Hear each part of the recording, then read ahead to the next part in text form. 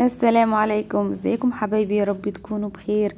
النهارده بقى هنعمل الجبنه الفلاحي او الجبنه البيضاء طبيعيه او الجبنه القريش.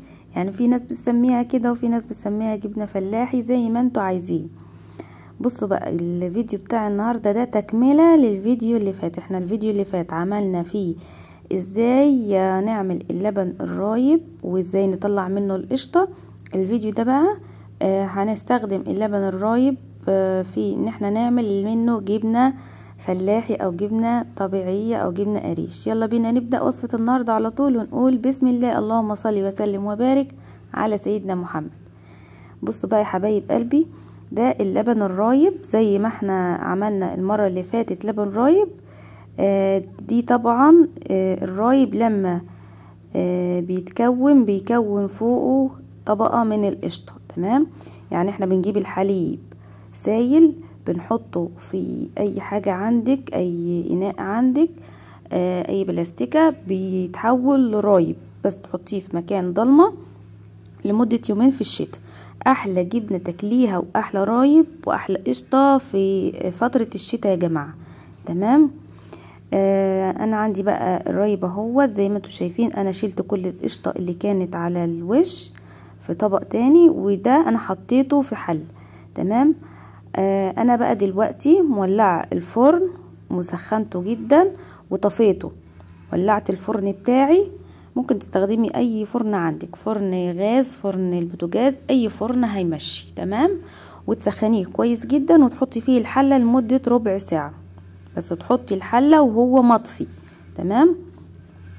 بعد ربع ساعه بقى جبت هنا المصفى بتاعتي. طبعا الجبنة دي بتتعمل في حصيرة، بس انا الحصيرة صراحة مش متوفرة عندي، فانا هستخدم مصفى. واستخدمي بقى اي شاشة عندك، اي طرحة كده تستخدميها في المطبخ تكون نظيفة وغسلها كويس جدا. تمام. انا حطيت المصفى وحطيت تحتها بلاستيك علشان الشرش زي ما انتوا شايفين اهو. الشرش دوت فصل من قطع الرايب علشان احنا طبعا حطيناه في الفرن. اوعي تسيبيه في الفرن اكتر من ربع ساعة، والفرن طبعا لازم يكون مطفي، يعني بيتحط في صهد بس الفرن كده وهو مطفي. تمام، زي ما انتوا شايفين كده. بسم الله ما شاء الله، اللهم بارك، اللهم بارك يا رب للفلاح اللي انا جايبه منه اللبن ده، ربنا يبارك له في حاجته.